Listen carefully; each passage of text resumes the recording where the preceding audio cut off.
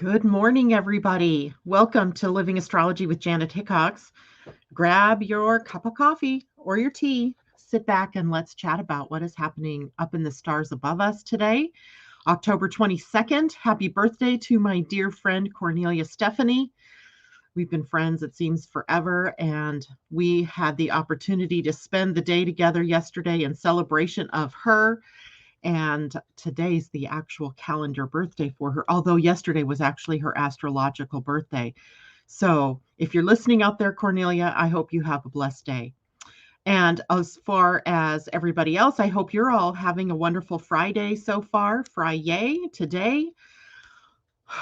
We enter into what is hopefully going to be a quieter time. Although, as I say that, I know it's not quieter so much as it is deeper, right? We're entering into a deeper period of time in the round of the year.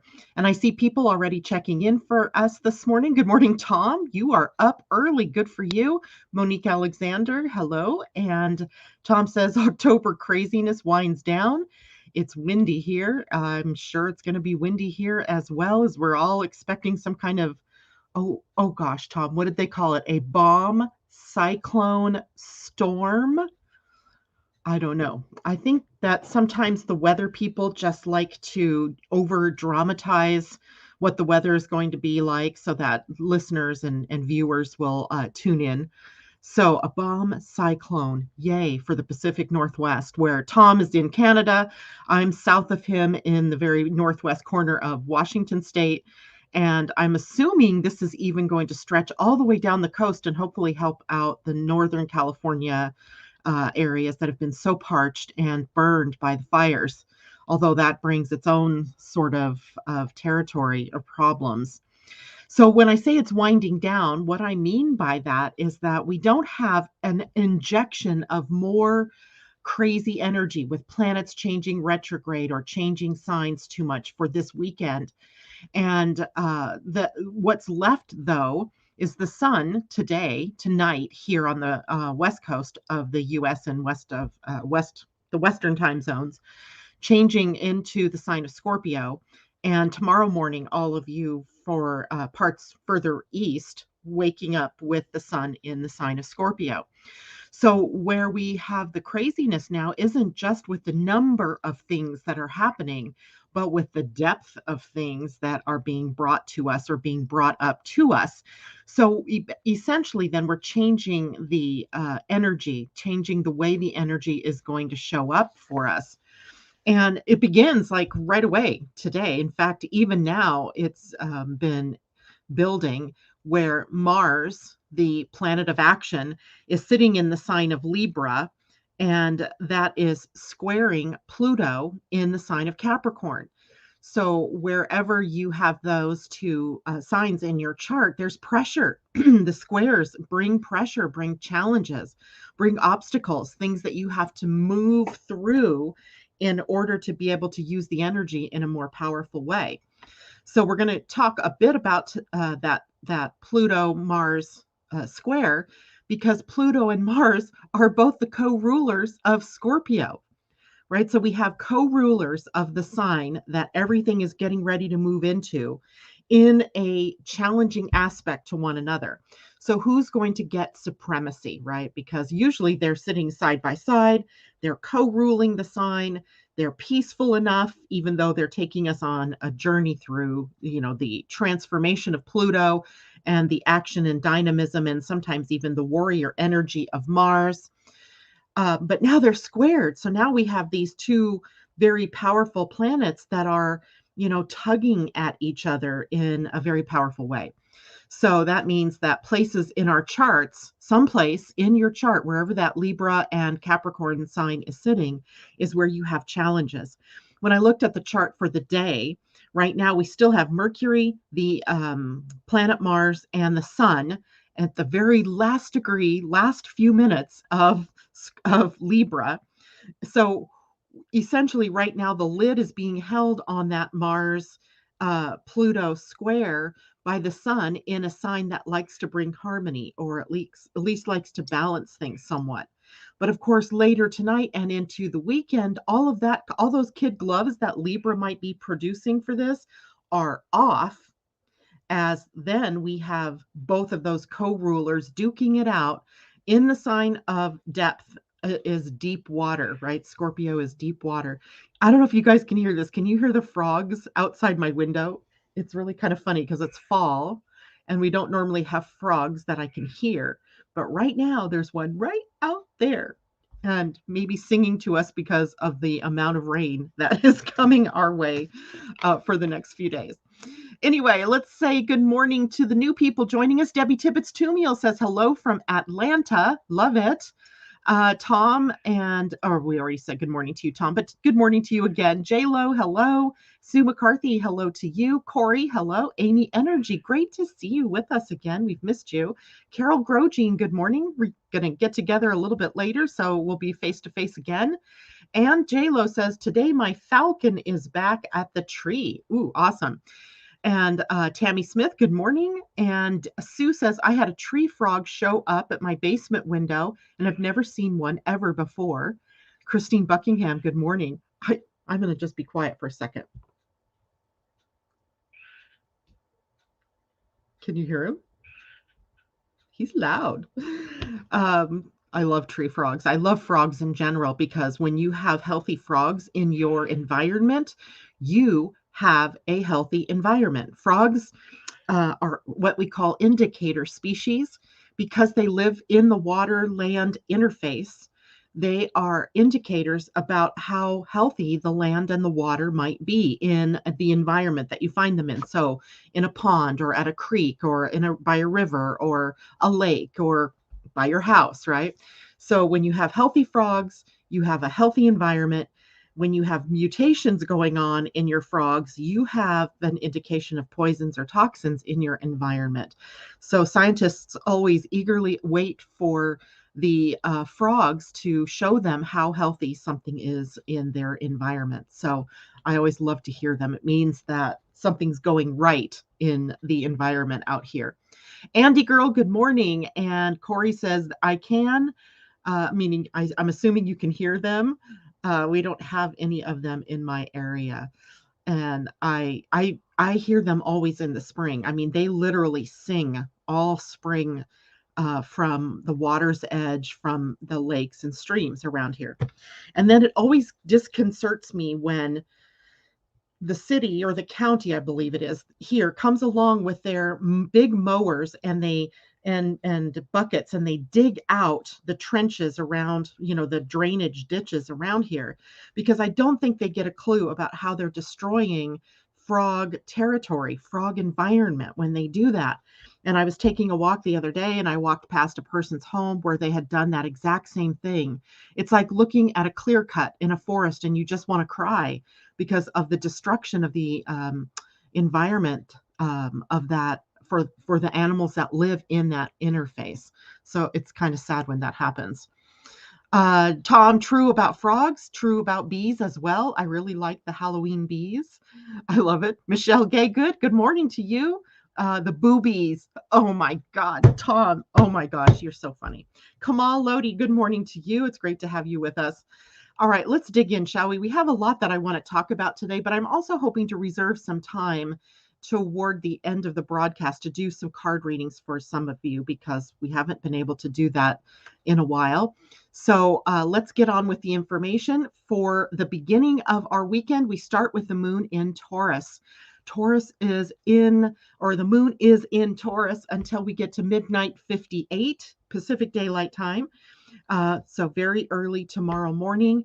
Then it moves into the sign of Gemini, where the moon will spend the weekend. And in Taurus, then today, we are finishing up transits that have an effect on our values, that have an effect on our finances, our senses, right? Taurus being a sensual sign.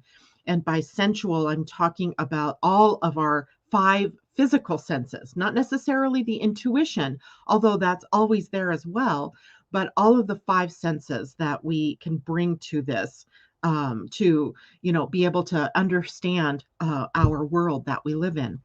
Perseverance. When we have Taurus energy, we have the ability to stay the course. It is a fixed sign, right? It stays the course. It is loyal. It is steadfast. It has stamina, all words that we can put to what's going on. So it can be a positive thing because we have the moon, which is our timing factor, our emotional self, our soul's being, and it can put us in a space of being able to hold on to a course of that we've set as a direction to move in.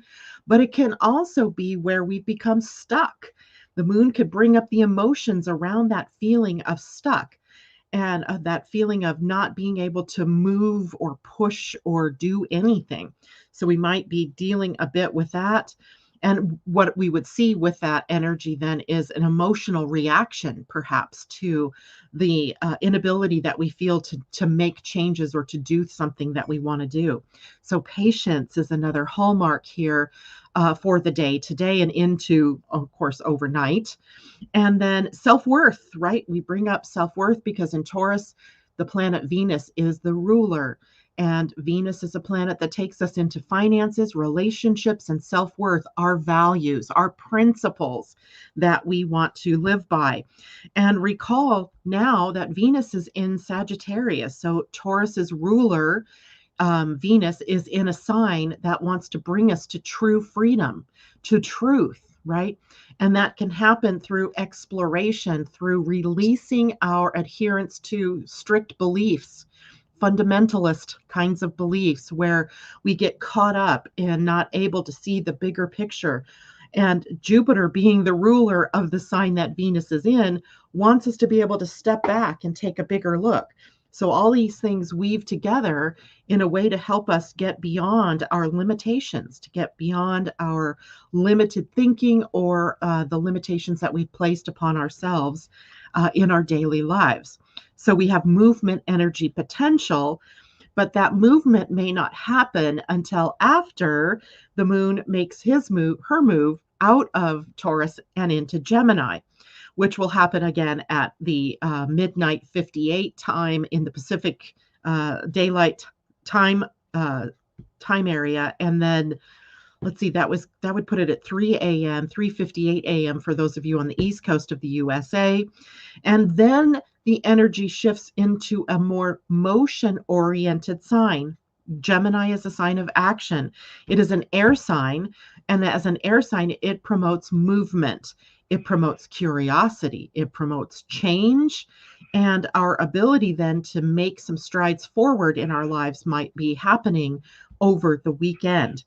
Now, action and motion can also be restless energy. So we may go from the perseverant, steadfast energy of Taurus into the more restless, I don't know what to do with all this energy kind of feeling as the moon moves into Gemini. So we'll want to be able to have an action plan, perhaps, of what we want to do with that restless energy that we're experiencing. Communication is also on the agenda for the weekend, and all forms of communication.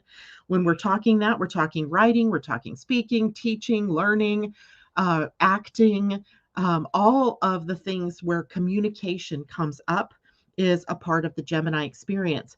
And as we're going to see here in just a moment, all of the gates that are being hit from the late degrees of Taurus today all the way through the weekend with Gemini energy are on the throat center in our human design. So we're going to take a look at that throat center in a more deeply oriented way so that we can understand how does the throat work. So you might want to have your human design chart with you this morning and your astrology chart, because we're going to blend late Taurus and Gemini and energy in our human designs.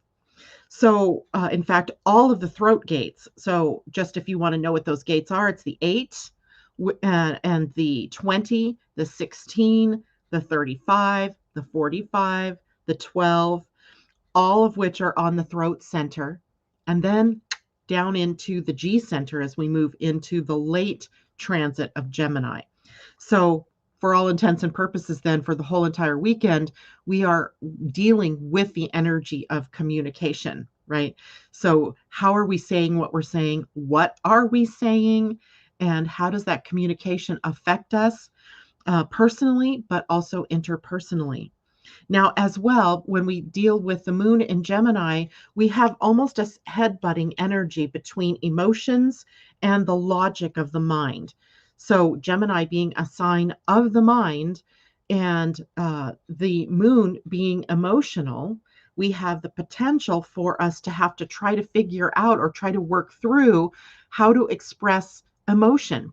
I was having a conversation with a friend yesterday who is, well, she's a friend, but she's also a client, and we're getting ready to work together through the gene keys and human design in a coaching kind of setup. I had her buy the book The Gene Keys in order for us to get moving on those sessions. And she texted me and she was like, "Oh my God, my Virgo mind is not happy." Right? It's not happy because I learned that the DNA was not changeable, that our DNA was who we are, and it isn't going to change. We never change who we are. And in the Gene Keys, if you've ever read those first opening introductory pages, we come to find out that the DNA is mutable. It's mutable because it transduces light. What is transduction? Transduction means it takes in energy and it changes it and rebroadcasts that energy. So what we have when the moon is moving through Gemini is the potential for new ideas and new understanding to come in. But then with it being the moon that's moving through Gemini, we have the emotional potential of reaction against what we are coming up with as new ideas or inspiration in the outer world. So times that can make for anxiety, right? So sometimes as the moon moves through Gemini, some of you who have a penchant for anxiety or who are easily triggered by mind games or thinking or logic can have a difficult time of what is going on with the mind. So the best answer for us this weekend is to get out of our minds or to use the mind to your benefit, right? That's exactly what I said to my friend. I said, use the mind instead of letting the mind use you, right? So put it to work on thoughts that you want to think instead of letting it just think wildly on thoughts, right? Especially the conditioned mind. And what I mean by the conditioned mind is every one of us grew up in an education system. Every one of us live in a world that, or a culture or a society that has certain values or certain beliefs about what's real, what's not real, etc. Right? And then we bring that into our thinking processes. So if you are someone who thinks in a specific way, say because you have a defined ajna, then this might be a difficult time for you because things might be bumping up. New inspiration, new emotions to be bumping up against your conditioning. If you have an open ajna, you may be taking in all of this new stuff, new inspiration, new ideas, and following curiosity, and then find yourself confused because you don't have any place or any way to specifically use that energy because of the open nature of the mind. So all in all, then we could find ourselves vacillating between confusion and or fighting up against the conditioning of our thought processes. The thought is some completely different animal from the emotion. Does everybody understand that? Let me know if you have any questions about that. Let me go down here, see what else is going on. New comments. I love it when we have comments. Andy Girl says, I just got the Gene Keys book. Yes. I'm lucky. I have 16, 20, 31, and 12 in my ascendant. So you have the viewpoint to be able to use the voice in the proper way. What we need to know is if that makes a defined throat or not, J-Lo. If you have a defined throat, you have a specific way of speaking. If you have an open throat, it works completely different. And we're gonna get into that here in just a moment. I want to say good morning to Suzanne Fulmer. We don't always get to see you, so I'm so excited to see you out there. Christine tells us it's 11:11, or it was 11:11. It's now 19 after the hour. So I get to experience these 11:11s a lot, right? Because I'm working with people from different time zones. So here I have someone on the Eastern time zone who's got 11:11. I'm on the West. I have 8:11. in a couple of hours, I'm going to have 11:11. And then likely I'm going to end up working with someone else today who's going to have, 111, right? At a time that for me is going to be like 10:11 or something. I love the way that works. Asa, oh my God, I'm so glad to see you out there. I hope you're doing well. Lo says her throat is defined. Okay, so you'll want to listen when we talk about the defined throat.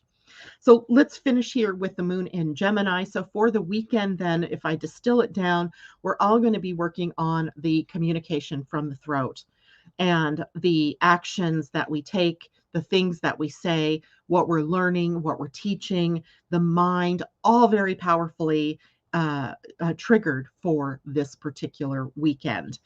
So we haven't had, a preponderance of Gemini energy in a while. So sometimes when the moon moves through Gemini, it brings up the things that we might have left unsaid in previous Gemini transits. Or the same thing might happen in Taurus. We haven't had a lot of Taurus transits. Well, we have actually, but let's just say we haven't. And then right now with the moon in Taurus, it could be bringing up those same issues again. So it's worthwhile. It's a worthy endeavor, let's say, for us to pay attention to where the moon is moving, because it can sometimes bring things back up for us that we did not complete in the earlier transits from that sign. And oh boy, is Taurus getting ready to have a handful, right? Because now, as the energy of the planets, the sun, and eventually Mars and Mercury, they're all moving into Scorpio. Scorpio is the sign that opposes Taurus. When we have an opposition, what's happening is planets are pulling in opposite directions. So it forces us to have to try to balance the things that we're experiencing, right? You've got two different voices, right, moving in different directions. If we just looked at Taurus and Scorpio, we have just on a financial front, the I have energy of Taurus, my resources, my money, my self-worth, my earnings, versus Scorpio's our earnings, right? Our money, our values, and the way that we have to be able to merge the I and the we in all of that. So for the next several weeks, we're going to have a lot of Scorpio energy that we're dealing with. And this is why I say that we're entering into a time period that takes us deep, right? We're not being thrown a whole handful of new transits or planets changing direction so much as we're going deeper into the things that have already been triggered for us over the preceding couple of weeks, several weeks actually. Oh, back to I'm going to take us back all the way into August. And I'm going to take us back into August because that is when the planet Venus began moving through the gates of the spleen, followed after that by Mercury and then Mars, and then extended by Mercury's retrograde, and then the sun moving into that. So here we are we're coming up to the end of the energies that the sun will trigger for the spleen. So we're dealing with a lot of the shadow energies. And now with the sun moving into Scorpio, we're still dealing with shadow energy because Scorpio is a sign that takes us into the heart of something, into the depth, into the underbelly even. Look at the two rulers, Mars and Pluto. Pluto is the ruler of the underworld. And Pluto then takes us on that journey into the dark, into the shadow, into the fear, into the limits, into the things that we don't want to look at, into the garbage heap, right? Into the garbage heap. So we have the planet Pluto and activated here. And we know that Pluto right now is moving, transiting through the sign of Capricorn. And in the sign of Capricorn, he's been, partly responsible for all of the crashing and burning that we see going on in the systems around us, right? I was just informed this morning that tickets that we bought for a trip at Christmas might be in jeopardy because the airlines don't have enough employees to fly the planes. And they are, they're rebelling against the vaccine mandate. So there's not enough employees. That's happening here in Washington State with the ferries already. So I'm like, oh my gosh, we bought those tickets way back in May, June. So we have all of these, fears and triggers and actions that are taking place some of them out of our control, right? That's Pluto. Pluto does things in a way, changes, transforms the landscape of our lives. And often we are not able to control what happens. And it makes it feel more terrifying to some people because these changes or these dramatic things happen. And it takes us on this journey through that underworld, through the dark. Now, on the other hand, we have Mars as the co-ruler, and Mars right now is in a square to Pluto. We talked a little bit about that at the beginning of the broadcast, where that's really going to activate later today and into tomorrow when the sun makes its move into Scorpio and starts to really make that trigger known, right? This is becoming energy that is sort of we need to be able to balance. We need to be able to harmonize. But as we know, a square doesn't do that very easily. It takes a lot of work on our part to square with the action potential, the warrior nature of Mars, and the destructive undercurrent energy of Pluto. So, what we might see in our own lives is our personal struggles coming up to the surface and are having to take care of them, right? To actually wade into the dark, wade into the fear, wade into all of those things that we're resisting, anything that we've been like backpedaling, no, I don't want to do that, are things that we absolutely want to dive into right now, right? The things that we want to dive into. I just want to share a quick thing that is happening personally for me. A friend of mine, Ursula, you see her in the morning show here sometimes, and I actually shared this with all of you, that the Gene Keys is getting ready to take us on a deep dive into the Pearl sequence. The Pearl sequence is about prosperity. How do we, and it's not about just money, it's about prosperity. How do we personally attract prosperity in our lives? And the very first gene key that I come up against is one called restraint. That's the gift, is restraint. It's the gate 52 or the gene key 52, which in the lowest expression is stress. The gift level is restraint, and the highest level is stillness. So I'm having to go into my fear around knowing that that's my core way to attract prosperity, and that flies in the face of my generator self that wants to keep doing things, that wants to take action all the time, that feels like when I'm not doing something, then I'm not prospering. Eek. So all week long, I've been sitting with that, right? Because that I'm just sort of previewing this whole. Actually, I've already done the Pearl sequence once, so now I'm like going back to it, going, OMG. Now I have to really dive into this, and I really have to understand this part of me. So every one of us, you may not be doing it through the Pearl sequence. You might not be doing it in the same way that I'm doing it, but I guarantee you, every one of us can benefit over these next few weeks by diving in to something that makes you damn uncomfortable, right? It might be a personal challenge. It might be a relationship challenge. It might be something to do with money or health. It might be, who knows? It's really going to be 12 different areas of life that this can be happening in your life. Because Scorpio resides somewhere in your chart. If we look at this particular chart today, we see Scorpio is on the second house. So that would be the chart of the day, if you will. If we pretended it was a person and it was one of you out there listening this morning, then what we would see is the second house. So it would have a self-worth sort of flair. It would have a values and principles and ethics and integrity sort of flair. It might also relate to money and finances and what you can attract to you, what you share with others, because this is a sign that shares their resources with others, right? So that might be a challenge to you in some way, if you were this person, right? So being awake to what's going on in your own chart can help you understand how Mars and Pluto in a square from Libra to Capricorn are affecting the Scorpio sector of your chart. And notice that Scorpio is like kind of in the middle between those two signs. And there's also Sagittarius there. But let me just throw something else out there weird and wild and wonderful and confusing.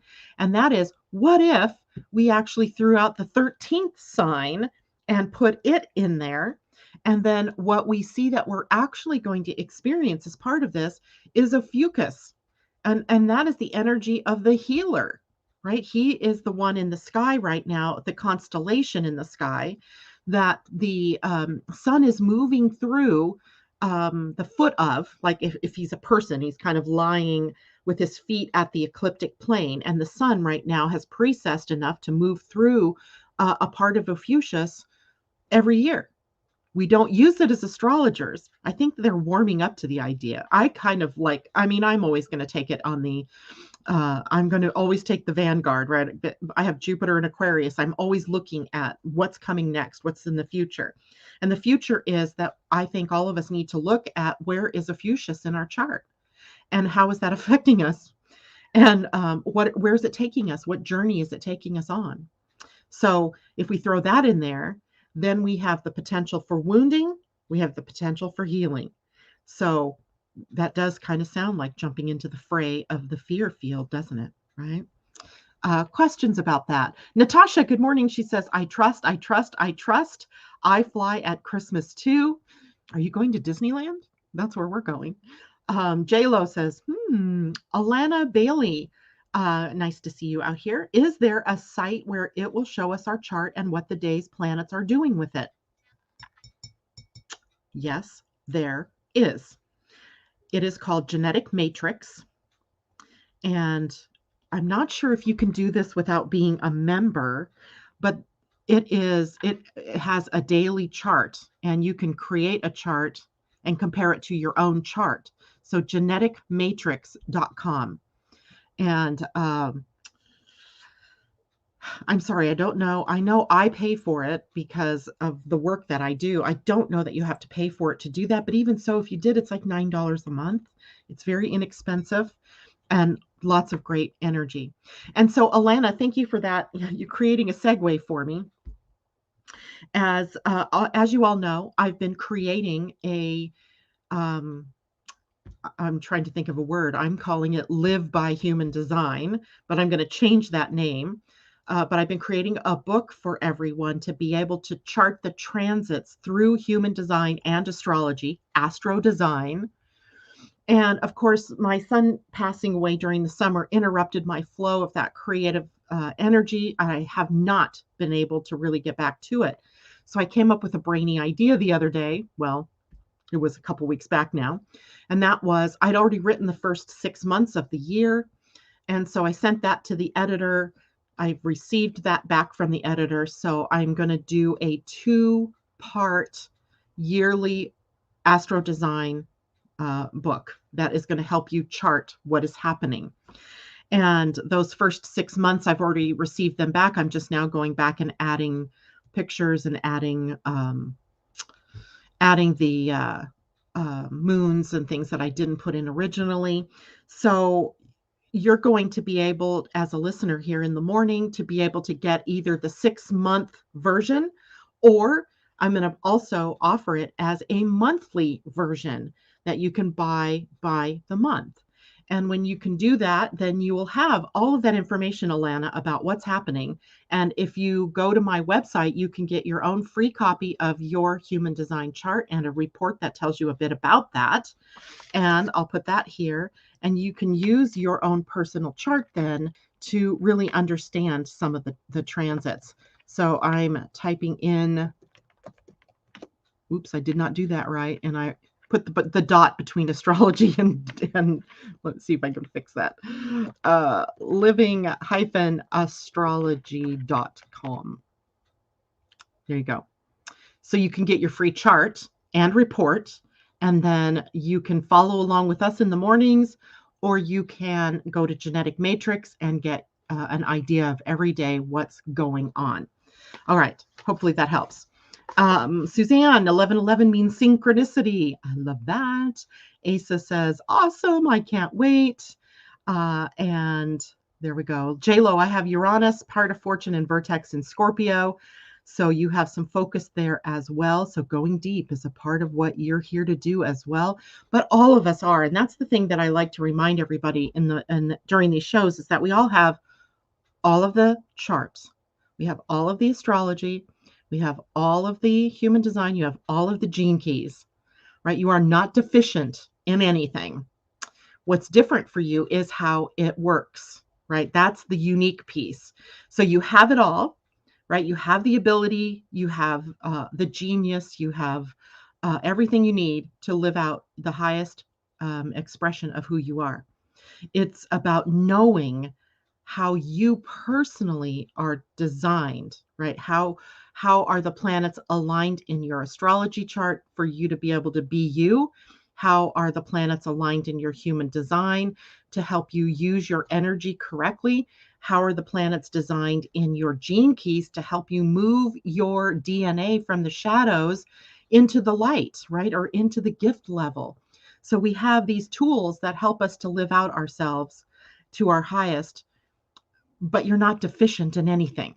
Even though the verbiage that we use sometimes can make you feel like that, right? I have an open throat, meaning I do not have a defined throat, which means I'm not designed to speak, but here I am, right? So we have to know what that means.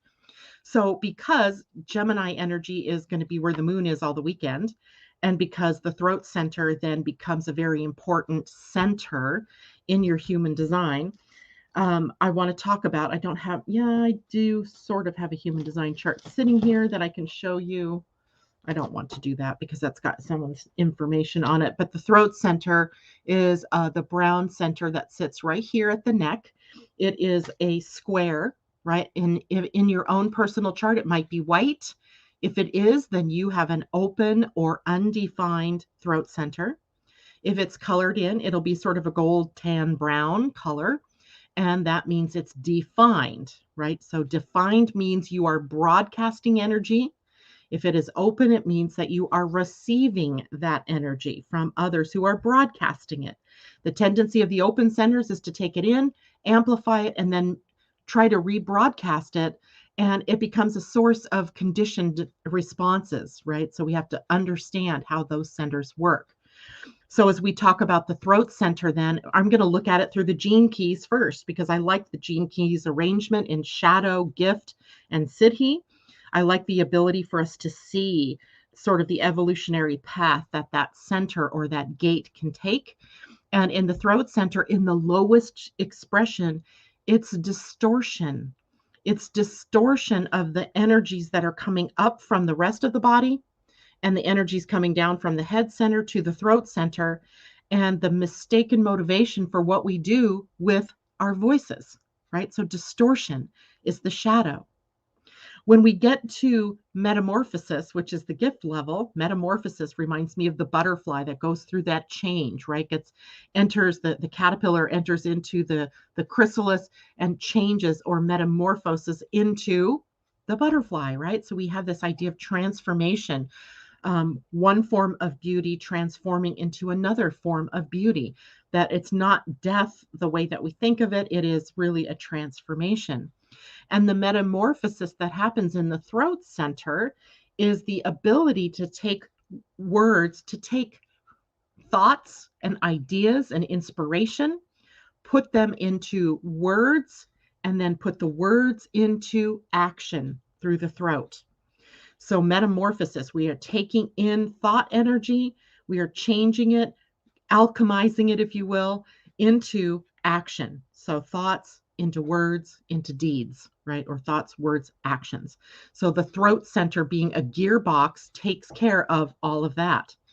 In the highest expression of the throat center, we have emergence energy, meaning something beautiful emerging out of the metamorphosis. And what could be emerging from the metamorphosis is a creation, a creative energy, right? Something of a creative nature, all art, all poetry, all written words, teaching, learning, all of that is emerging out of the throat center. And when we work the throat center appropriately for how we are designed, it is a beautiful sight to behold. But most often, what we have, at least in the initial expression of our throat energies, is we're all talking at once, talking over one another, trying to get our voices heard for to be seen, valued, heard, and recognized. But we're going about it in a way that provokes the shadow, that distorts our verbs, our words, right? That it's very hard to listen to the meaning behind someone's words if you're already trying to figure out what you're going to say in response to that person. So, one of the Achilles heels for Gemini energy and for all of us for the weekend is listening, right? Listening energy.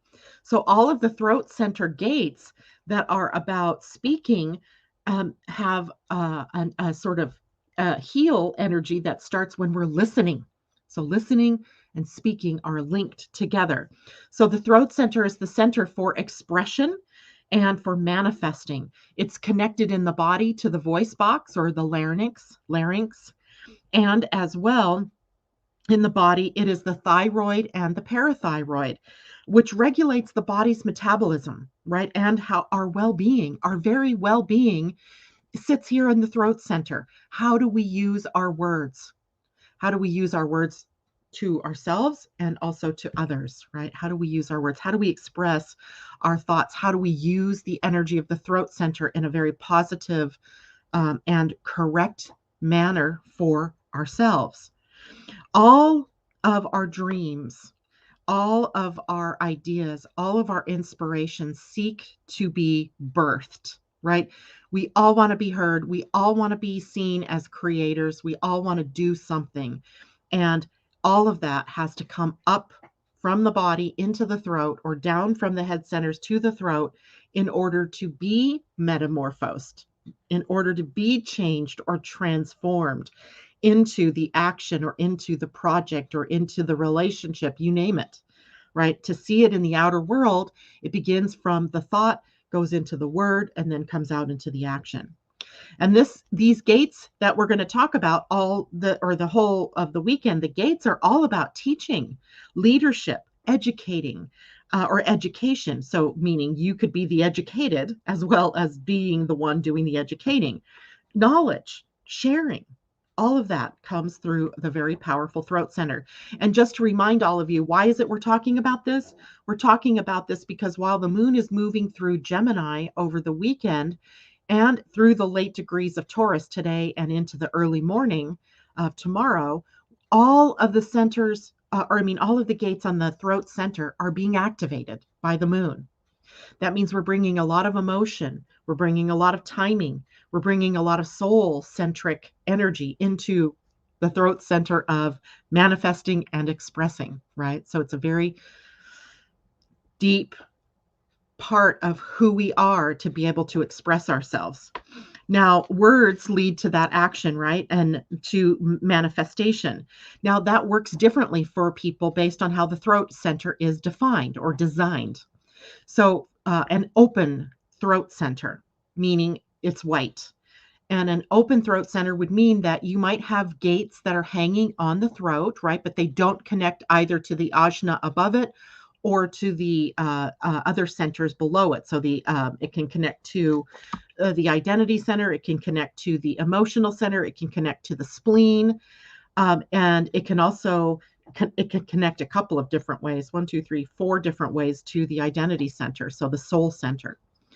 But if you have hanging gates, they don't make that connection completely, so you have an open throat. And the open throat center struggles to get the words out, to say the right things, to actually put their thoughts into the correct words. So you can almost always tell someone with an open throat because they may stammer, they may do the long walk around what it is they're trying to say because they're almost processing how it is they want to say what they want to say. And they become a chatterbox or a chatty Cathy, right? They're the ones that are always talking.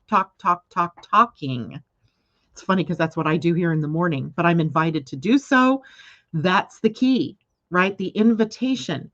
So the throat center, when it's open, needs to be invited in to share its voice, to share its insights, its information, its knowledge, its whatever. So when you pay a teacher or you pay to go access a course or you come here and join me in the morning to listen, what you're doing is setting the stage for the invitation for that person to share their knowledge, their wisdom, their voice. So without the invitation, all of this would be for naught. it could come out as just so much talking, just so much words, right? Nothing really coming together. But that very ability to not have a consistent access to a voice makes someone with an open throat able to modulate their voice to the persons that they're talking to. So they're great imitators, right? I bet some of your comedians that are able to imitate other people's voices have an open throat because you modulate your voice based on who it is you're working with, right? That is the open throat. But the open throat, again, if you're experiencing thyroid issues, if you're, and these are correlations, not one to one, for sure, this is what you're doing. But if you're having thyroid issues or parathyroid issues, or you're having throat issues, it's likely because you're using the energy of the throat incorrectly or have had a pattern of doing that in your life. So it's a call for you to restore the voice patterns to the correct pattern for you.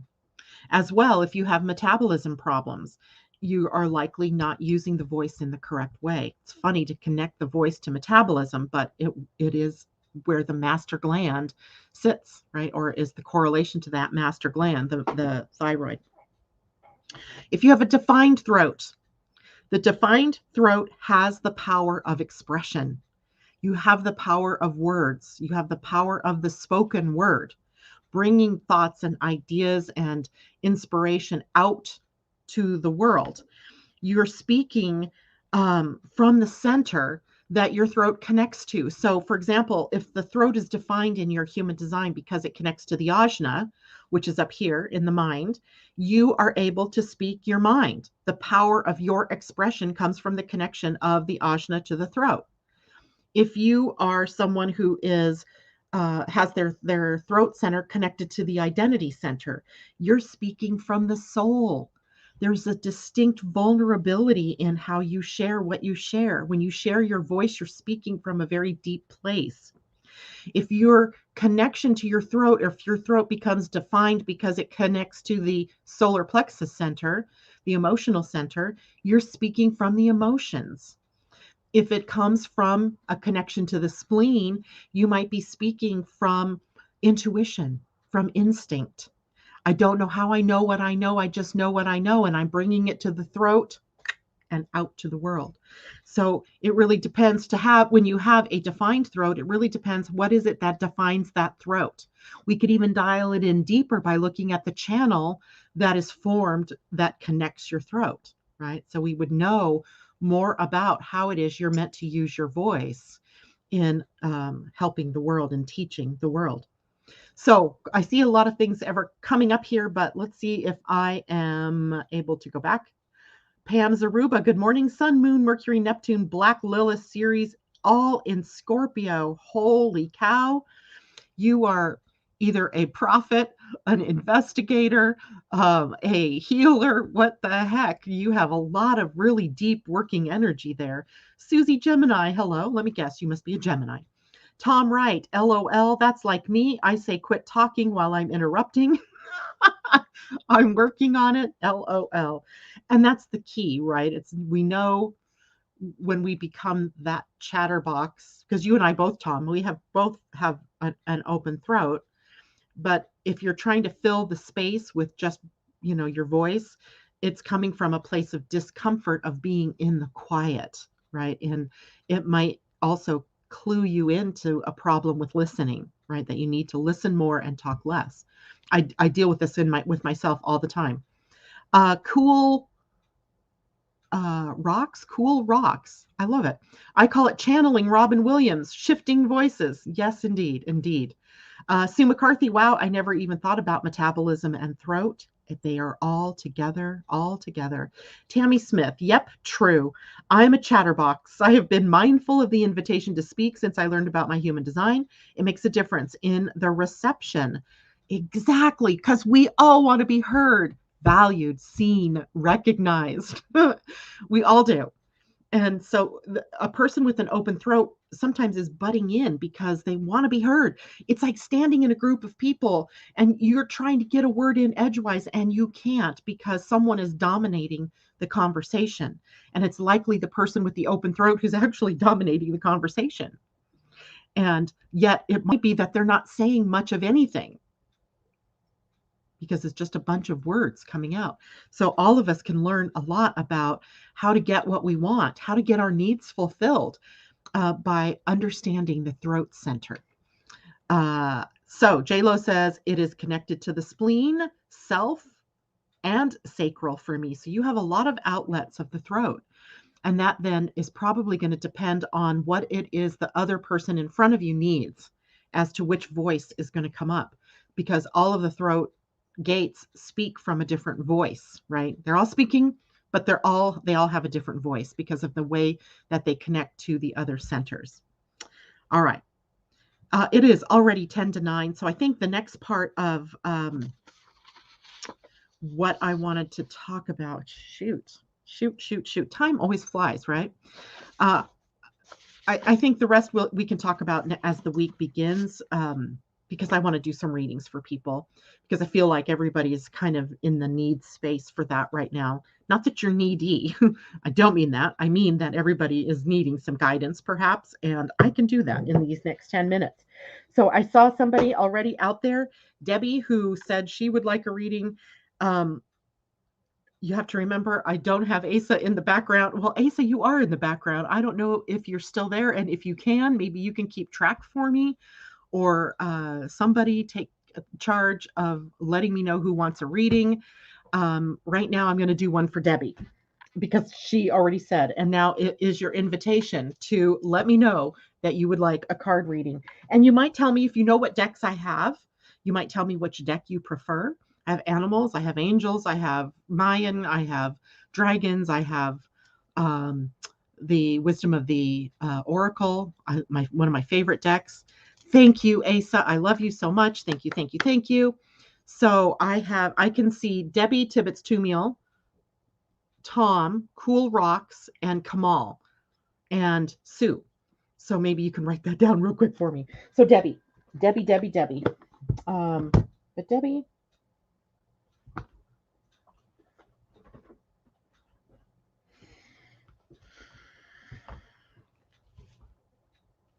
Debbie. I don't know why. Usually I get some of the other decks for you, but today I'm getting the need for a galactic heritage card. So these are the ones that take us to our galactic heritage, right? The other star systems out there, which I'm also very fascinated by these cards and this idea of star systems and star seeds and all of that.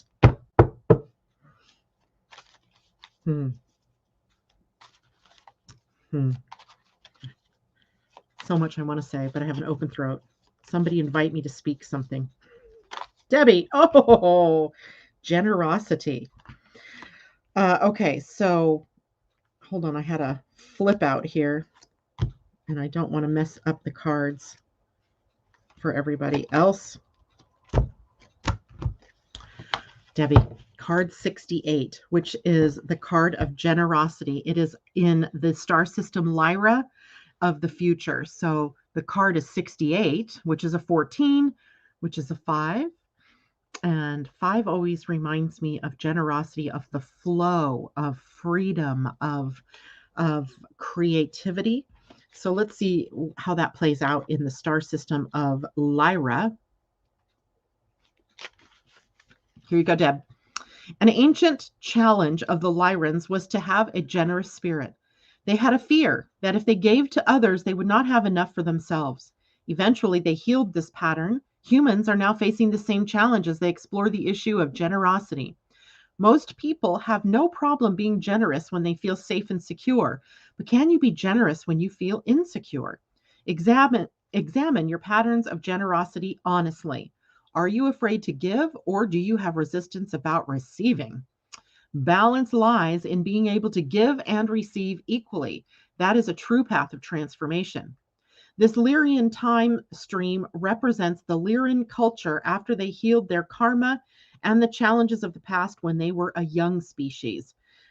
One of these challenges of the past had to do with their selfishness and insistence on viewing reality in a fragmented way, which only accentuated polarity and kept them from acting from a place of me first. This kind of attitude ignores the truth that all beings are really one consciousness looking through a multitude of eyes. I love that. Over time, as they matured, they learned that by helping others, they truly helped themselves. If this card comes up in your reading, look to the other cards and your life situation for clues. It could be that you are receiving a message to become more generous in life, not through actions per se, but through the intent behind those actions, which is much more important. Conversely, it could be a message that your generosity is being offered from a motivation that is not aligned with your spirit. It may also mean that you are being too generous and depleting yourself. Miss Projector. Search deep within for the deeper meaning of this message. Ultimately, when you keep in mind that all beings in creation are part of the same one being, the understanding of generosity changes completely. Begin to see your generous actions in a way that reinforces the idea that all giving is really giving to yourself. I kind of feel like, Debbie, you took one on the chin for all of us here, because I think that's a big theme for everybody. Okay, thank you so much, Asa. I've missed this. Okay, Tom wants a Wisdom of the Oracle, which I also happen to have pulled out for us. So for Tom, by the way, when we do the Galactic Heritage cards and it says, check the other cards in the reading, to me, that means that you should tune in, and this is specific for you, Debbie, but maybe also for everybody, tune into the cards that other people receive during this time, because it might also hold keys to something that you need to know right now, okay? So Tom, you're tuning into the Generosity card just because you're here in the morning, and then you are getting the card. You get two cards, actually. The card 22, Blessed, on the 22nd of October, right? Today, 22. And also the card 28, Building Blocks. Building Blocks came out upside down, so we'll need to read the protection message, but it's a 1, new beginning, and the 22, building. It's funny, right? The 22 is a master builder, so you have both the blessings and the building of something. So let's look at the first one actually that fell out was Building Blocks, so we're going to look at 28 first. And that is Building Blocks' essential meaning is strong foundations, a beautiful work in progress. And in the protection, it is now is the time to address the cracks in the foundation of your life. Perhaps your values have changed and it is time to strengthen your convictions and let go of the things that no longer serve the vision you have for your life. Or perhaps you chose to ignore the signs that a situation or agreement you have entered into is not right for you. Remove the rotten pieces and reinforce your core moral strength and integrity. Now is the time for rigorous honesty, for you are called to renovate and upgrade your consciousness. You will be so happy when you do. Spirit has a spectacular blueprint for your life, far beyond your imagination. Don't be afraid to replace what's not solid. And apparently when you do that, Tom, comes the blessings card, right? They fell right into one another. So let me go backwards to the 22 and read that. The essential meaning of the blessed card is something wonderful that is unearned and unexpected grace. That is an unforeseen gift from Spirit. There are moments in life when out of the blue, it seems that everything has been orchestrated by divine intervention. You feel blessed in ways that are difficult to express. It's as if the Red Sea parts in front of you and events come together to banish your troubles easily and naturally. You know deep down you did not deserve any of it, and yet here you are. This is one of those times. Let awe and gratitude for all your blessings guide you now. Woohoo! Love that one. Love that one for all of us. Okay, after Tom was Andy Girl. And okay, so we have quite a bit. Hold on, let me check something real quick, guys. I need to see what time my next client is to see if I can hang out here long enough for us to get through all of these. I will if I can. And Carol, that means you, and I don't remember what time we're actually meeting.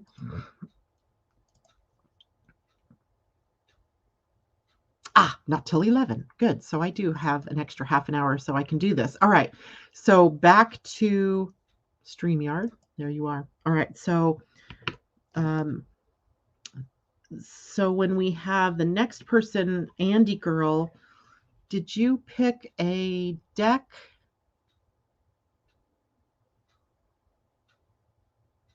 I don't see a deck. So I'm going to pick a deck for you, Andy girl, and I believe the card that, or the deck that wants to come out for you is dragons. Dragons. There be dragons here. This is a deck by Diana Cooper, right, called the Dragon Oracle. And the dragons are, really special beings. They bring us this power to work interdimensionally, to be able to, a part of, a card jumped out for you. The white gold, I can't believe this, the white gold dragon from Lyra. So we opened up the readings with Debbie getting a card from the Lyran system from the future, and you get the white gold dragon from Lyra, which says at the bottom, it connects you to the highest Christ light, and it says develop your causal chakra, bathe in 9th dimensional Christ light. Debbie, I want you to pay attention to this one too, since it's a match, so to speak, to the card we pulled for you. And I'm not in the right place, apparently. Let's see what this means.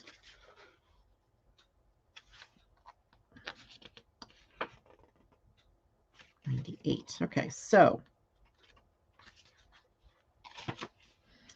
Lyra is the cross-shaped 12th dimensional stargate through which Archangel Christiel and the unicorns enter our universe. The light from Lyra pours down through the moon, allowing scintillating 7th dimensional dragons to step through into the vibration of Earth. These white gold dragons embody the highest frequency of the Christ light available to everyone on this planet.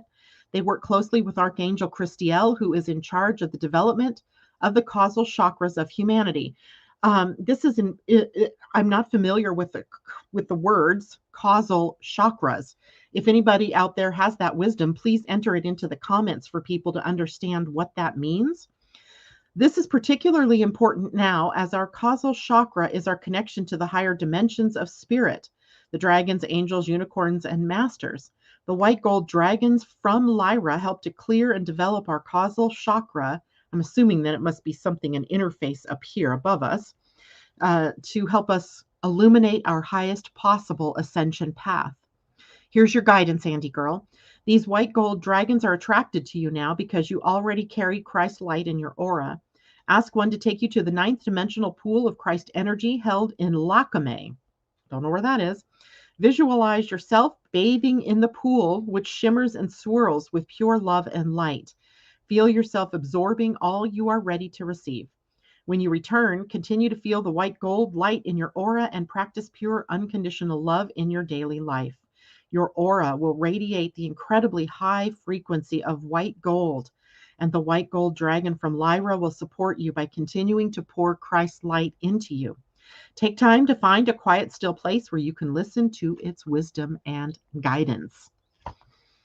Powerful, powerful. The white gold dragon from Lyra. Say that 10 times fast. Okay, after Andy girl was Cool Rocks. And Cool Rocks, what would you like? If you are here, you can tell me. If you're not here anymore, thanks, Christine. Causal chakra is the past life chakra, about 3/4 inches behind the back of the head. 4th dimensional. Oh my gosh. Well, thank you so much. All right. So for Cool Rocks, I'm going to have to dig deep here for you, because what I want is, I don't have to dig deep. It's right here. What I want for you is a Mayan oracle card. The Mayan oracles are very powerful because they are linked to the star system of the Pleiades. And you guys know that, the Pleiades star system is where we get a lot of information from with Pia and Colin Baird Smith, Pia Orlean and Colin Baird Smith, and learning about a calendric system different from the Gregorian, one that actually taps us into the energy of evolution and involution. So the card I pulled was called New Myth, Nuevo Mito. So here is your card, New Myth. Maybe you're to write a new story. So let me see if I can find that card. It is going to be probably before these.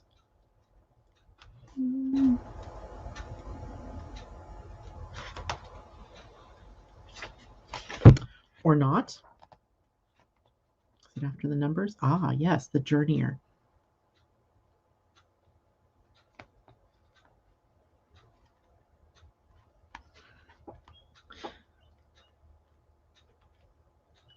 Okay, so where did they go?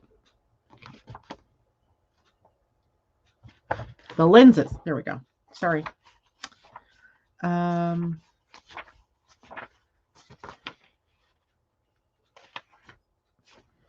So new myth, and this is for you, Cool Rocks. The new myth, qualities of personal myth, meta myth, purpose, entering the big story, miracle on earth, new golden octave, path of innocence, and present moment. Child of the sun, you are being called to wakefulness, to your place in the new myth. A great shift is coming for planet Earth, and the time is now. A new consciousness is being created by the children of the sun as they rise with the earth to a new place amongst the stars. A new harmonic of light and sound, a golden octave, is being sounded on earth, ringing in the frequencies of ecstasy, union, and unconditional love. Child of the sun, why did you come to earth? You are the miracle of the new myth unfolding. You came to earth with a purpose, a plan, a master blueprint encoded in your feelings. Live in harmony with that plan. Open your world to the great mystery. You are being asked to view your experiences from a mythical standpoint so that you can remember your connection to the larger pattern. Notice the metaphors and symbols of your daily life. The key to your personal myth is presenting itself. Your everyday world is infused with a vast mosaic of metaphorical meaning. Everything you do is relevant to the creation of your personal path, to your personal myth, as well as the larger meta myth. From now on, there are no more roadmaps, no more creeds, no more philosophies.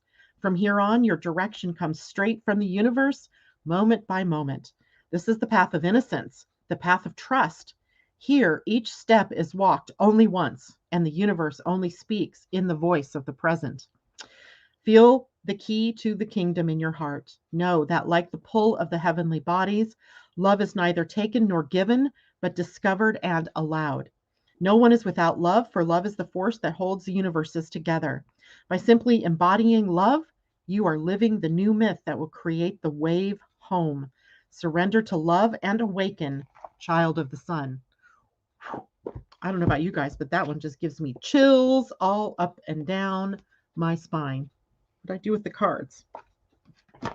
Okay. Wow, wow, wow. So after Cool Rocks, it was Amy Energy. And Amy Energy, what would you like as far as a deck? I know you do tarot, so let's not do a tarot type card. Let's do a Mayan one for you as well. A journey kind of card. What's your journey?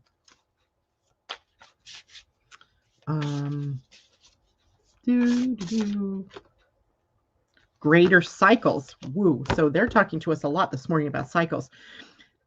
Ciclos más grandes. Greater cycles. This is the number 9, right? We have the bar, which means 5, and then the dots are each 1. So 5 and 4 is 9.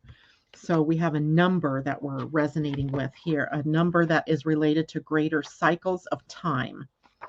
So, thread of grand design in the tapestry of light, on the loom of the great cycles, weave your pattern. The qualities of this card are completion, expansion, mastery, larger cycles of time, fulfillment, and grand design. 9 is the ray of greater cycles, the foundation of self opening to the 4 points of measure and cycle. It is the grand design, the unfolding order of the larger pattern. With 9, you are being offered the embrace of longed for completion. Fulfill your pattern, your circle, embody the mastery and wisdom you came to express. This ray asks you to be rather than to try to be. Embody the wisdom of the larger cycles, become the one who shines the light for others. You are the humanitarian whose being unfolds the larger pattern of the new earth. In the grand cycle of time, 9 is the number of completion and expansion. What is it that you are being asked to complete? Can you see the clues to this cycle of completion? As you expand, shed old patterns that do not support your growth, receive completion's fulfillment. You are poised on an arc of a grand cycle of time. In this cycle, time and space fold, past and future merge, and lifetimes meld in completion. Join in the fulfillment of the mystery of the triple triangle by offering your mastery to be woven into the larger realm of reality, the larger loom of reality.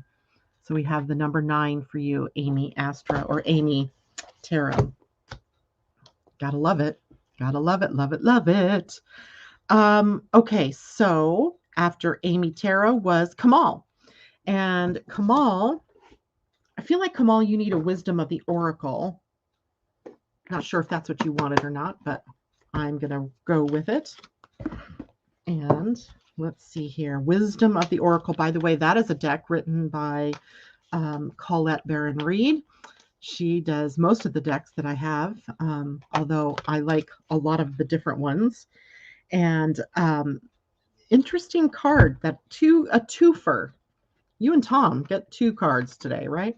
The first one that pops up is mending, like sewing together something, fixing something, mending fences.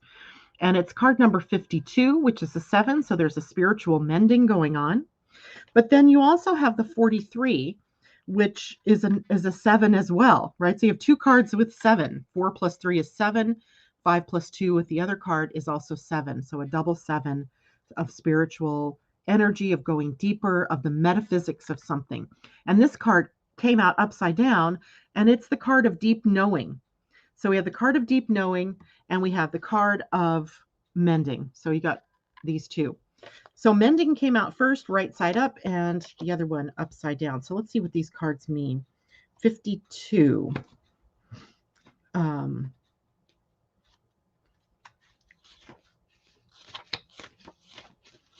Now, mending's essential meaning is forgiveness, making amends, healing after arguments.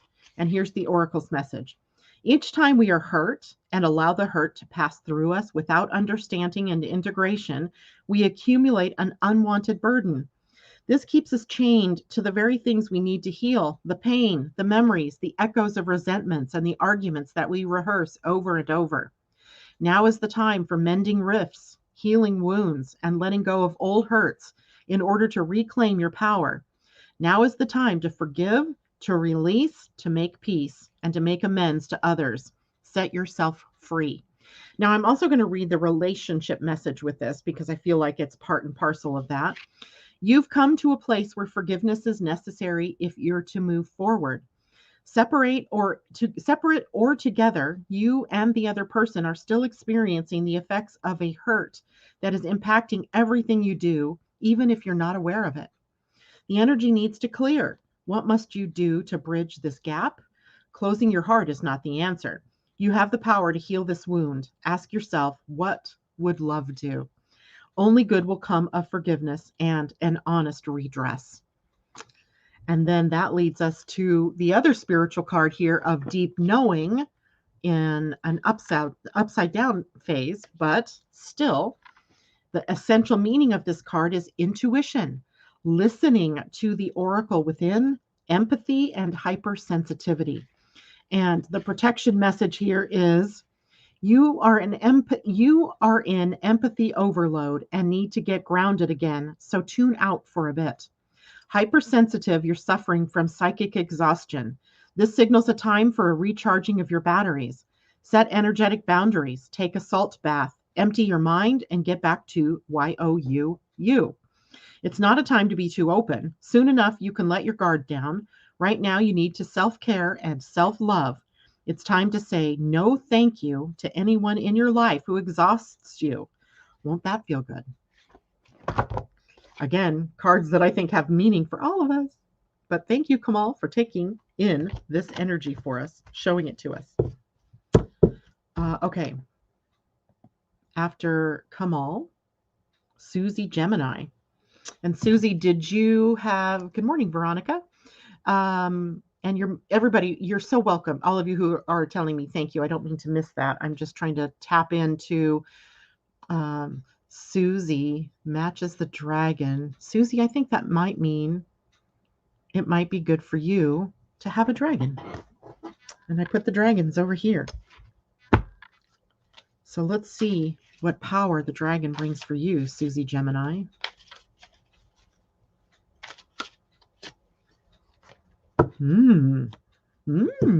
A golden solar dragon helps you stand in your masculine power with wisdom. Let your DNA be reprogrammed and light codes activated. Become an inspired leader. Such an interesting card. Because the sun, of course, is the masculine principle. We're not talking about become a man. We're talking about embodying and engendering the masculine in a new way, right? I think that's a big energy on the planet indeed. Golden solar dragon is golden solar dragon. Where are you? You are a 7th dimensional dragon. 92. All right, here you go. So golden solar dragons are 7th dimensional beings who come from Helios, the great central sun. This is the sun beyond our sun, where Archangel Metatron creates the light matter that is the foundation of our existence. Helios is the gateway between our universe and the source of all that is. The golden solar dragons from Helios touch us with divine masculine energy. They infuse us with courage, strength, logic, leadership, and the qualities of the peaceful warrior. They then balance this with golden wisdom, all at a much higher frequency than we are used to. Working in harmony with the silver lunar dragons, they are activating us all now, illuminating the DNA within us that has been dormant since the fall of Atlantis. We are being intensively reprogrammed in preparation for the new golden age. Here's your guidance. The golden solar dragon who has come to you now is asking you to balance your life, listen to your inner wisdom, and become a leader. Dare to speak your spiritual truth. Hold the vision of a 5th dimensional world. Protect those who are less capable than you are. With the support and guidance of this dragon, you can be a living example to many people. When you aspire to be a wise spiritual leader, remember that true masculine power used with wisdom helps you and those around you to feel safe. Spend a little time each day focusing on or imagining the sun shining onto your third eye and sense the light codes that the golden solar dragons are directing towards you. I got to know how you're taking that in. This is huge. This is a big card. This is a big energy. Okay, Susie Gemini, that was for you. And after Susie Gemini, Sue Dragon card. No, I missed somebody's card. Christine. Oh, I see the goddess. Okay, so I won't forget you, Christine. Don't worry. I didn't see it at first, but now I see it. And so I'm going to do Sue, a dragon card, and then Christine, I'm going to do your goddess card. Okay. So a dragon for Sue.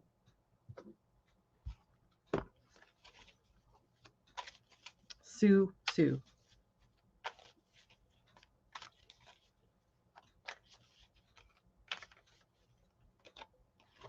Ooh. So, Sue, a water dragon helps you flow easily around obstacles. Actually, it says flow round obstacles. Christ light and love are flowing. Develop your psychic abilities and go with the flow. So you have a green water. Well, This is green, but you have a water dragon.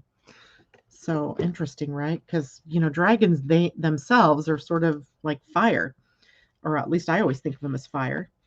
So here we have water injected into that. So fourth dimensional water dragons are a soft green color and very beautiful. They undulate with the flow around them and help everything to move forward with grace and tranquility. Their service work is to maintain the constant movement of Christ light in the waters of our planet. They also help us develop our psychic abilities and intuition. The message for you is that the elemental water dragons are bringing you to flow around your challenges with loving intent. If you ask them, they will help you look for an easy way to circumnavigate your challenges and to deal with people lovingly. To enable this to happen, they will help you to develop your intuition and psychic abilities by touching your third eye and allowing the petals of this psychic center to open. When you listen to your inner wisdom and trust that the water dragons will guide you, the course of your life will run more smoothly. Ask them to cleanse the cells of your body, for this will enable you to shine your light even more brightly.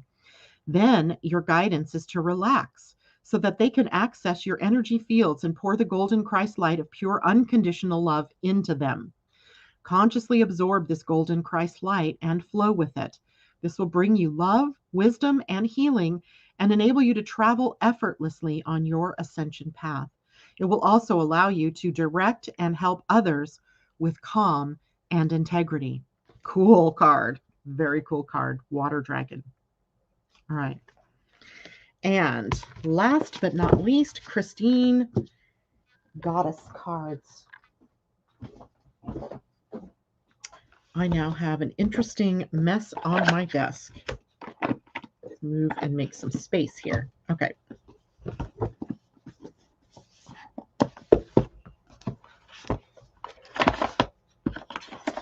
All right, Christine. We haven't had a goddess for a while. So we had the message about the masculine. So now this is distinctly feminine. Let's see. Amy, absolutely. That was the most powerful of cards. Actually, all these cards today have been pretty darn magical. Christine, you get Lilith, independence. So Lilith, card number 29, which is an 11, right? She brings in the light of the divine feminine and the light of independence. Be an independent woman, doing you, walking your own path. Let's see what she says. She came out upright. So in upright, it is an empowerment message. So let's go to 29. Lilith. The Jewish goddess Lilith refused to be dominated by the first man, and as a result was called a demon in the stories about her that followed. These inaccurate and damaging stories are so old and repeated so often that no one recognizes how pervasive their implications are. From another perspective, Lilith offers this lesson: no one can prevent you from fully blooming, from learning all you can, from evolving and choosing freedom. Only your conditioned thinking can do that. Be proud, be accountable, claim your power, and hold it wisely. Right now, you are in an excellent position to attract healthy, interdependent, collaborative relationships that truly serve the highest good. Friendships flourish with mutual respect and support. Love relationships bloom with ample space for both parties to grow. Business ventures thrive in service to the greater good. The goddess Lilith wants to show you the way to claim a healthy self-worth and self-respect by refusing to let your old stories keep you down. You will be amazed at how deep, meaningful, and respectful your experiences become in all areas of your life when you make choices from a place of empowered independence. Lilith, right? Lilith. Gotta love her. Gotta love her. All right. Hopefully I got to everybody who wanted a reading, and I'm pretty sure, oh darn it, I passed there we are. Christine, Veronica Chandler would like a card for Sagittarius if you have time. A card for Sagittarius. Veronica, tell me more about that, or if you're still out there. So for the people who are Sagittarians, or is there another reason that you want that? So give me a little bit of clarity. Gayla, good morning to you. Can you read a card for me? I've had 10 hard years and only now I start feeling myself again. And okay, so you're welcome, Susie. And Asa, thank you so much for reminding me to have people hit the like button if you're on Facebook. And if you're on YouTube, please hit the thumbs up button. If you have not yet subscribed to my channel, please do so. Somebody pointed out to me the other day, we are at 777 in number of subscribers. I almost hate to mess up the magic there, but I need to get to 1,000. So let's do that. And Gayla and Veronica. Veronica, I'm going to deal with this idea of Sagittarius first, and here's why. The energy in Sagittarius is so wonderfully expansive, right? It's very much ruled by Jupiter, and in that case is optimistic, is growing beyond the horizons, right? But I just sent that to you, Asa, and I'm sorry, I didn't mean to do that. My phone recorded everything I was saying and just sent it to you, so you can just delete it. So right now, when we're looking at Sagittarius energy, we have to look into the shadow of it. What is the shadow of Sagittarian energy? It is the adherence to fundamentalist beliefs. It is the adherence to very narrow ideas of what is real and what is not. It is self-righteousness, right? Anytime we get up on our high horse about other people's beliefs or about, trying to make other people wrong, we are displaying the most negative aspects of Sagittarian energy. And the advantage for us all now would be that we know this, right? We know this, and we can move beyond that. We can have faith in one another. We can have faith. We can have optimism. We can have growth and expansion. We can embrace everybody and their diverse beliefs and not be stuck in the simplistic, if you will, fundamentalist beliefs that have so dominated this planet. So I'm going to draw a galactic card because I feel like the galactic card is going to hold the vision that we can have for positive Sagittarian energy on the planet. Okay. We get two cards really, but let's see which one. I'm going to use both. One is called Returning the Favor. It is Zeta Reticuli in the present. The other one is 95, Way Showing, which is Sirius of the future. I feel like we had this one. Something like it. All right, so let's see what these cards mean. That would mean I need the booklet. 95. So 82 we're going to read first. And I'm going to make these a little bit shorter just because these are always long stories. Okay. So during the darkest time of Zeta history, when they thought their species would be extinct, humans helped them. This immense and selfless gift will never be forgotten. Now that their species has passed through the crisis, the Zetas are returning the favor by offering us their wisdom, help, and love in a variety of ways. This is a connections card, which means that you have a connection to the Zeta race, and their energy is available to you in this life to tap into on your own spiritual path. You also have had at least one lifetime as a Zeta. Open yourself to their energy and prepare for your heart to expand, right? Continuing with the theme of these cards, this one refers to the Zeta era when their species crises passed. During their darkest time, humans helped them, and they're tremendously grateful and have done whatever they could to return the favor, mostly by sharing their wisdom. They are important guides for humans at this point in human development because humans could possibly take the same road as they did in their past, near annihilation of the species. We are damn close to that. Their gratitude is motivating them to return the favor given to them by humans. This card is likely telling you that there's a Zeta being from this era working with you as a way to pay it forward. Let yourself accept this guidance, even if it is only subtle or you can't feel it. No, it is given with much love. Depending on the other cards and your life circumstances, this card may also suggest that someone in your life is attempting to give you a gift. If you are having trouble accepting, know that it is okay to fully accept the gift and nurture yourself by doing so. Conversely, this card may be suggesting that you return a favor to someone else and give them a gift. See if you can gain clarity on what it means to you. Be open to other more creative meanings as well. The second card, the way showing card of Sirius. In the ancient past, Syrians were conflicted about being leaders or staying hidden. They saw this as an either-or situation.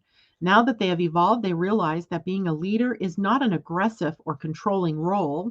True leaders lead from the heart, without ego desire, and from a clear sense of inner direction that is aligned with universal consciousness. In the ancient past, you were also conflicted about this issue. But now is the time to release this karmic pattern.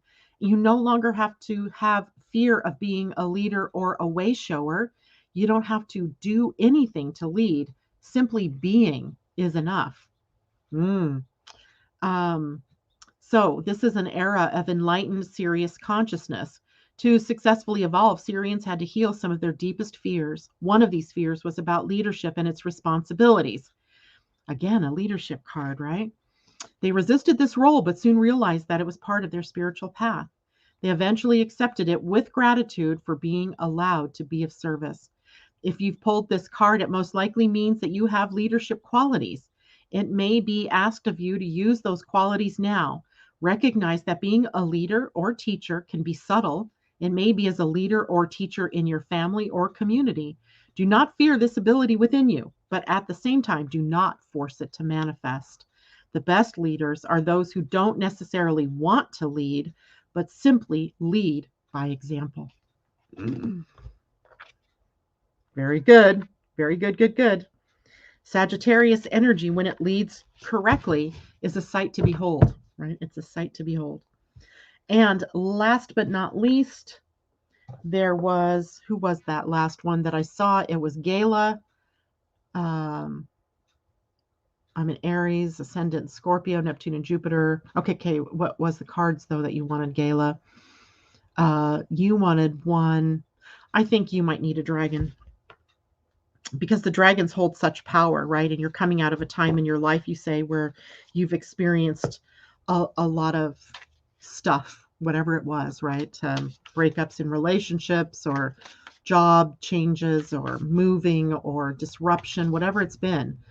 One sure way to get back on the right track is to have a powerful guide in a dragon. And what you get is a black dragon that cocoons you so that your divine potential grows. Meditate, reflect, and undergo a metamorphosis. The black dragon. Love it. I don't think we've had that one, or at least not recently. Let's see.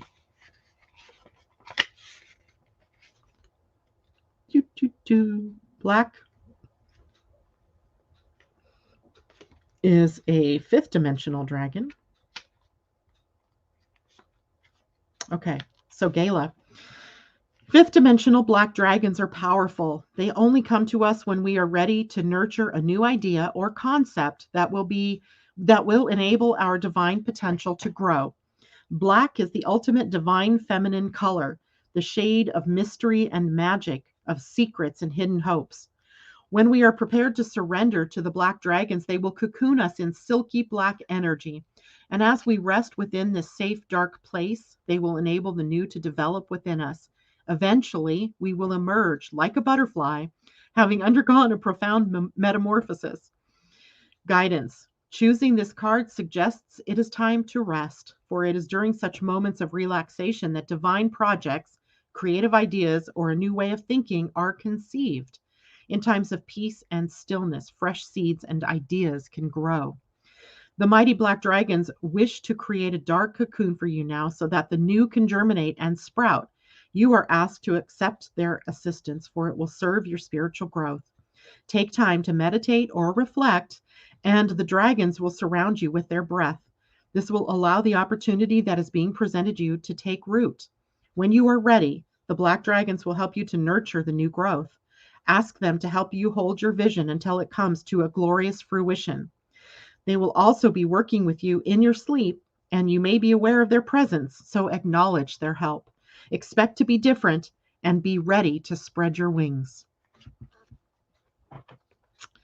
Very, very powerful. Very, very powerful, and hopefully very healing for you, Gayla, as you move forward. All right, guys. Wow. That was, oh my gosh, it's 9:34. Yay. Last bits of comments here. Veronica says, I just happen to be a Sag, need my confidence restored. Well, I hope that happened for you, Veronica Chandler. Pam, sun just popped over the roof, hitting my third eye. First reading. Oh my gosh, Pam, that's awesome. And you're very much, Gayla. Follow the dragons. I think dragons are good messages for all of us.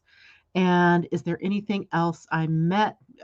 Christine, thank you for the card. All of the beautiful messages of all the cards. Thanks for today's readings. You're very, very welcome. All right, all of you, take care. Have a most wonderful weekend. Sending you so much love. I will see you on Monday. We'll talk about what comes up for the week. And also, I want to talk about more about the gene keys of the week that we are finding ourselves in. Next week, Uranus is going to change gates. That'll be fun. I'm sure it's going to be. It moves to a gate called blessings. That might be a key here. All right. Take care, everybody. Bye for now.